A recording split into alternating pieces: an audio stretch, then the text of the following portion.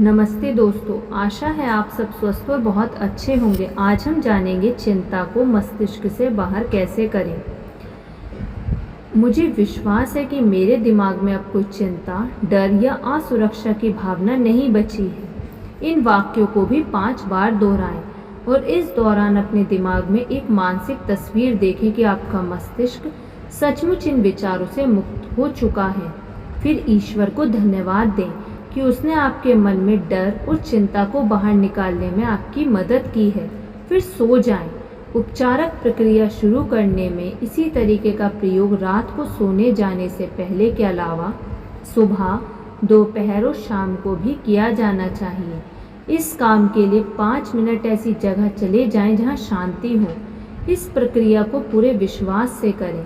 आपको जल्द ही लाभदायक परिणाम दिखेंगे। इस तकनीक को सशक्त बनाने के लिए आप ये कल्पना कर सकते हैं कि आप अपने मस्तिष्क में हाथ डालकर एक एक चिंता को अपने दिमाग से बाहर निकाल रहे हैं। बच्चों में वयस्कों से अधिक कल्पनाशीलता होती है। जब बच्चे को चोट लगती है तो वह एक बार उसे चूम लेता है या फूंक मार लेता है और उसकी चिंता करना छोड़ देता है। इस तरह से वह डर को दूर फेंक देता है और उस बारे में भूल जाता है। यह आसान सी प्रक्रिया बच्चे के साथ इसलिए काम कर जाती है क्योंकि बच्चे को मन में विश्वास होता है कि इससे समस्या सचमुच खत्म हो गई है। नाटकीय कार्य उसके लिए हकीकत बन जाता है और इसलिए बात वहीं पर खत्म हो जाती है।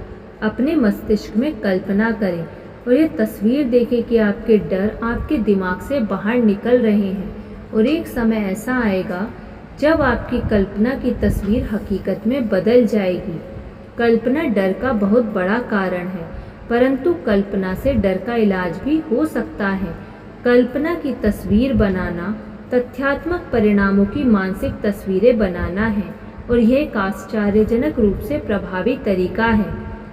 कल्पना का अर्थ कपोल कल्पना नहीं है। कल्पना का अर्थ है तस्वीर बनाना, यानी कि आप डर की या डर से मुक्ति की काल्पनिक तस्वीर बनाते हैं। जो तस्वीर आप बनाते हैं वह अंततः तथ्य बन सकती है यदि उसे पर्याप्त विश्वास के साथ लंबे समय तक मानसिक रूप से देखा जाए। इसलिए अपनी मानसिक छवि ऐसी रखें जैसे आपका जीवन चिंता मुक्त हो। असामान्य डर को विचारों से बाहर निकालने की प्रक्रिया आपके दिमाग को खाली कर देगी, परंतु मस्तिष्क को खाली करना ही पर्याप्त नहीं है क्योंकि मस्तिष्क लंबे समय तक खाली नहीं रह सकता। इसमें कुछ ना कुछ तो रहेगा ही। इसलिए मस्तिष्क को खाली करने के बाद इसे दोबारा भरने का ही अभ्यास करें। इसमें आशा, आस्था और साहस के विचार भरें। इस तरह के वाक्य जोर से कहें, ईश्वर मेरे मस्तिष्क को साहस, शांति और आस्था के विचारों से भर रहा है। ईश्वर मेरी रक्षा कर रहा है, इसलिए मुझे कोई नुकसान नहीं हो सकता।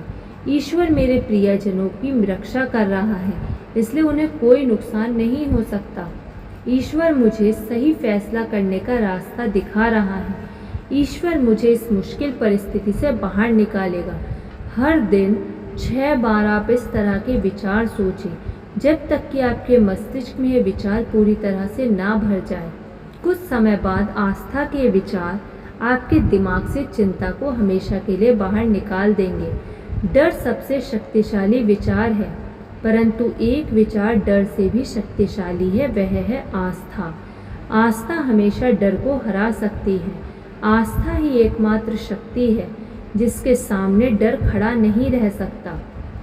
दिन प्रतिदिन जब आप अपने दिमाग में आस्था भरेंगे तो अंततः डर के लिए कोई जगह ही नहीं बचेगी। यह एक ऐसा महान तथ्य है जिसे हमें नहीं भूलना चाहिए। अगर आप अपने भीतर आस्था भर लें तो आपका डर अपने आप बाहर निकल जाएगा। अपने दिमाग को खाली कर लें और इस पर ईश्वर की कृपा की मोहर लगा दें। फिर अपने मस्तिष्क को आस्था से भरने का अभ्यास करें और आप चिंता की आदत को छोड़ देंगे। अपने मस्तिष्क को आस्था से भर लें और कुछ समय में आस्था का संग्रह डर को बाहर निकाल देगा। इस सुझाव को सिर्फ पढ़ने से या सुनने से बहुत लाभ नहीं होगा जब तक कि आप इसे अपने जीवन में ना उतारें, और इसे जीवन में उतारने का समय अभी है जब आप इस बारे में सोच रहे हैं। और जब आपको ये विश्वास है कि चिंता की आदत को ख़त्म करने का नंबर 1 तरीका हर दिन अपने दिमाग को डर के विचारों से खाली करना और इसे आस्था से भरना है।